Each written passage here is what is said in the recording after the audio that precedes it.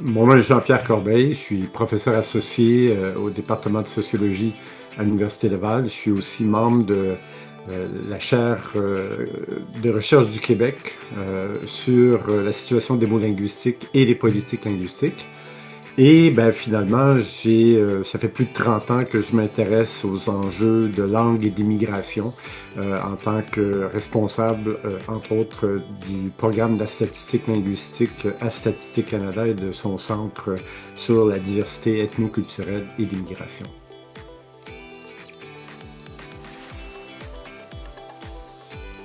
Ben on le sait hein, depuis plusieurs années et on pourrait dire depuis en fait l'arrivée et un peu avant l'arrivée de la coalition Avenir Québec au pouvoir, de plus en plus on s'est mis à parler d'immigration, on s'est mis à parler de déclin du français au Québec. Et dans la majorité des cas, on attribuait pour l'essentiel le recul du français au Québec, on l'attribuait aux immigrants et dans une moindre mesure aux jeunes qui avaient tendance à utiliser de plus en plus l'anglais. Étant donné que l'immigration constitue le principal moteur de croissance de la population québécoise et de la population canadienne, on en est venu en fait à parler énormément d'immigration, que ce soit dans les médias, que ce soit divers ouvrages qui ont été publiés sur le sujet. Les politiciens ont développé différentes perspectives politiques, mis de l'avant des initiatives, des projets de loi, etc. Et il semble qu'il y ait eu un constat en fait d'une certaine rupture, en tout cas dans ce que j'appellerais le discours public, politique, voire intellectuel, quant au lien entre l'évolution de la situation linguistique et l'immigration au Québec.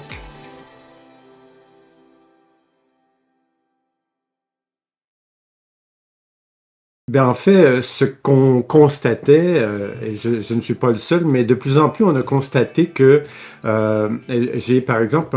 un collègue ou des collègues qui ont montré que entre 2018 et 2022, le nombre de mentions de l'expression déclin du français dans les médias était passé d'environ 80 à 2900, donc en seulement 3-4 ans. Ben, la question était de savoir comment ça s'est développé, comment ça s'est opéré, et essayer de comprendre en fait que ce qu'on observe depuis un certain nombre d'années ici, depuis entre autres un peu avant l'arrivée de la coalition Avenir Québec au pouvoir, on constate cette rupture et la question était de savoir d'où vient cette rupture-là, comment elle s'est opérée, quels ont été les principaux acteurs de ce changement en fait de paradigme et aussi quels sont les mécanismes et les leviers qui ont été développés. Donc, en se posant cette question-là, ça m'a amené en fait à retourner à l'essentiel et au fondement de la politique linguistique québécoise. On sait que la politique d'immigration est un volet stratégique central de la politique linguistique. Et donc, à partir de la Charte de la langue française et de la mouvance qui a mené à l'adoption de la Charte de la langue française en 1977 jusqu'à aujourd'hui, il y a eu une série de rapports, une série d'énoncés de politique de la part des différents partis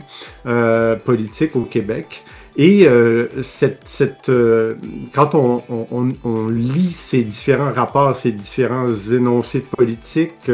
on constate qu'il y a une ouverture, un pluralisme à l'égard de l'immigration, c'est-à-dire une acceptation du pluralisme, une reconnaissance du pluralisme à l'endroit de l'immigration et que ça contribue en fait à une force, ça constitue une force pour le Québec et ça contribue en fait à enrichir le Québec sous toutes sortes de dimensions, qu'elles soient économiques, culturelles, sociales. Et donc, la façon dont j'ai mené cette recherche-là, c'est que je me suis appuyé sur le cadre du cycle des politiques linguistiques de Michel Gazola et ses collègues, qui en fait montre et aborde la question des politiques linguistiques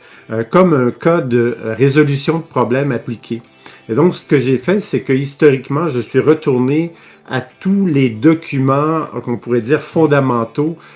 qui ont finalement orienté et influencé l'évolution de la politique linguistique et les politiques d'immigration qui sont centrales. Et pour constater en fait que pendant à peu près 40 ans, donc entre 1977 et 2017, il y avait un consensus sur l'importance de promouvoir la diversité linguistique, de valoriser la contribution des immigrants. Et en lisant tous ces rapports et cette documentation, on arrive à la conclusion qu'il y a une rupture à partir en fait de 2018. Et donc, d'une part, pour mener cette recherche-là, il y a une référence et une lecture approfondie de tous ces documents et par la suite aussi un examen d'environ une cinquantaine d'articles et de couverture médiatique, que ce soit via la télévision, via les médias écrits. Comment est-ce qu'on a abordé les enjeux d'immigration et dans sa relation avec l'évolution de la situation linguistique. Donc, c'est un peu dans cette mouvance-là. Et l'élément aussi qui était important, c'est que dans ce cadre du cycle des politiques linguistiques de Michel Gazola et ses collègues, il y a une série justement d'étapes. Et dans le cas présent, ce qui m'a intéressé particulièrement, c'était justement la réémergence des enjeux linguistiques. Comment ça s'est inséré, cette réémergence-là, et comment progressivement, ça a pris sa place justement dans la liste des priorités politiques, donc sur l'agenda politique du parti au pouvoir, et en vertu des objectifs qu'on avait identifiés ou des problèmes qu'on avait identifiés et des objectifs, de quelle façon est-ce qu'on a tenté de résoudre ces enjeux-là.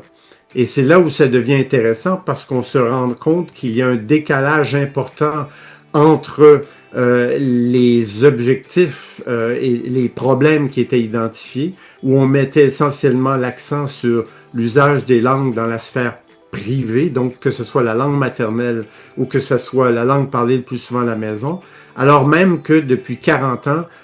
la politique ou les politiques linguistiques du Québec mettaient l'accent sur l'usage des langues dans l'espace public. Or, on s'est retrouvé dans cette rupture de paradigme qui avait, disons, une vision beaucoup plus assimilationniste qu'intégrationniste des immigrants. On s'est mis à mettre de plus en plus l'accent sur la sphère privée et par le fait même à promouvoir une vision assimilationniste de l'immigration au Québec. Donc c'est un peu dans cette mouvance-là, dans cette analyse, dans le fond, des différentes étapes et après ça, principales étapes du développement de la politique linguistique au Québec et comment on a voulu répondre à des problèmes qu'on avait identifiés par différents leviers, par différents mécanismes, dont l'adoption de la loi 96 en 2022, qui est devenue la loi 14. Or, on s'est rendu compte, en bout de ligne, quand on analyse cette évolution-là, que la majorité des nouveaux éléments qui ont été ajoutés à la charte de la langue française par l'intermédiaire de la loi 96 ne vont pas régler les problèmes qui avaient été identifiés au départ. Donc c'est là que ça nous permet cette espèce de lecture historique et de la prise en compte, dans le fond, des différents mécanismes qui ont été mis de l'avant par le parti au pouvoir, de se rendre compte que dans cette logique de résolution de problèmes appliqués, que les objectifs qu'on s'était fixés au départ ne seront malheureusement pas atteints. Et donc c'est un peu ça, cette recherche-là visait justement à identifier les différentes étapes et à tenter de comprendre de quelle façon on s'y est pris justement pour tenter de résoudre ce problème qu'on identifiait principalement aux populations immigrantes.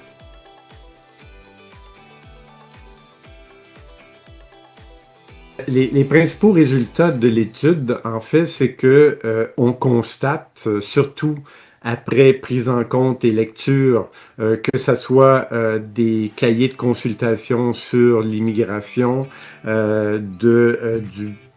parti au pouvoir en ce moment, de la rhétorique, beaucoup qui était utilisée pour justifier la mise en œuvre de certaines politiques ou de certains ajustements à la Charte de la langue française. Donc, on en convient aujourd'hui et on constate que, dans le fond, à travers toutes ces initiatives, on a de plus en plus miné la relation qui existait, harmonieuse en fait, qui existait entre beaucoup de personnes immigrantes au Québec et l'État québécois en matière de promotion de l'usage et de la présence de la langue française. Donc, on est arrivé à la conclusion que, alors que le projet de loi 96 visait à renforcer la langue française au Québec, par ailleurs, il y a un certain nombre d'articles dans dans cette loi-là, qui sont positifs et donc qui auront sans doute un effet positif sur la protection du français. Mais en général, ce projet de loi-là a eu beaucoup de difficultés à prendre en compte la complexité des processus d'intégration linguistique des immigrants. Donc, dans cette mouvance-là,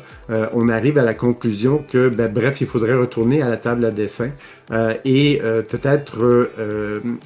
fonder le développement d'une stratégie ou d'une initiative politique qui prend en compte justement cette complexité-là et qui met surtout en lumière le fait que la politique linguistique du Québec a été depuis très longtemps une politique qui était fondée sur ce qu'on appelle l'interculturalisme, c'est-à-dire la reconnaissance de la diversité des différentes populations immigrantes et surtout de mettre l'accent sur l'usage des langues dans l'espace public plutôt que dans la sphère privée, qui est finalement une situation, c'est-à-dire l'usage des langues dans la sphère privée,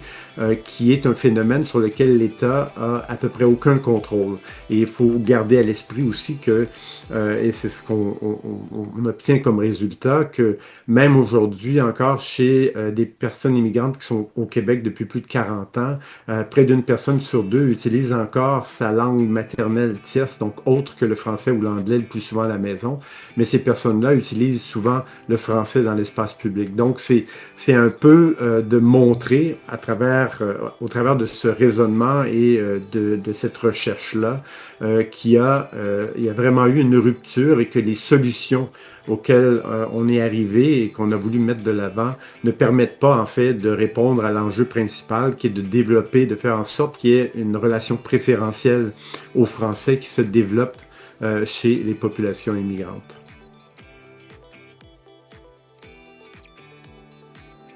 Parmi les contributions, je dirais que on a souvent tendance à se fier. Bon, on mène des sondages d'opinion. En fait, on essaie de comprendre la mouvance politique au travers des différents médias et tout. Et je dirais que en essayant justement de bien comprendre comment cette rupture-là s'était opérée, son origine, les acteurs clés, puis évidemment les mécanismes qui ont été mis en place, on arrive à la conclusion que, en fait, souvent, ce type d'initiative et ce qui mobilise les différents acteurs exerce en fait une influence sur les représentations sociales, sur la perception de la gravité d'un problème. Donc, quand on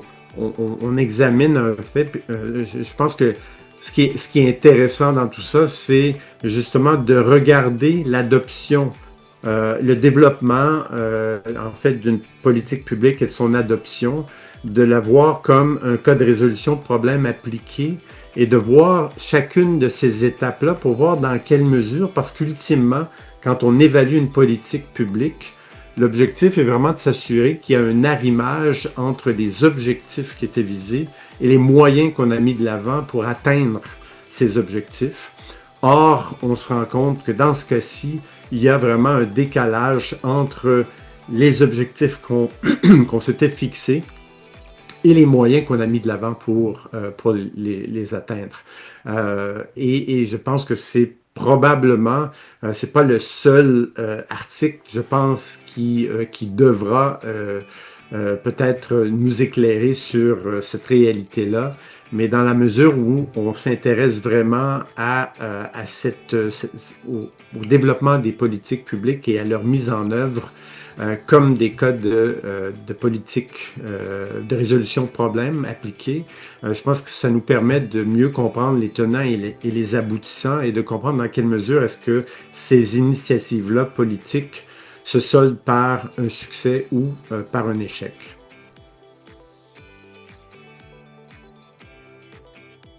Peut-être pour conclure la vidéo, il y aura toujours, en fait, et c'était un peu ce qui sous-entendait ou qui sous-tendait plutôt cette démarche de recherche. Il y aura toujours des enjeux et des défis associés à la pérennité de la langue française au Québec et dans l'ensemble, en fait, de l'espace canadien, en raison de son caractère très minoritaire. Et donc, l'objectif de démarches scientifiques comme ça qui nous amène peut-être à retourner aux classiques et à retourner aux sources des politiques qui ont défini le Québec, et on pense là évidemment à la Charte de la langue française, et de bien comprendre l'esprit qui a mené au développement et à l'adoption de cette loi. Ça nous permet peut-être de comprendre d'où on vient et de peut-être adopter un regard un peu plus critique sur les nouvelles initiatives qui sont mises de l'avant et qui sont proposées, tout en gardant à l'esprit que puisque l'immigration constitue le principal moteur de croissance de la population, il y aura évidemment toujours une vigilance nécessaire pour s'assurer que ce pilier central, dans le fond, de l'identité québécoise, qui est, dans le fond, la valorisation du français comme langue publique commune, puisse en fait être pérenne et être en mesure de perdurer.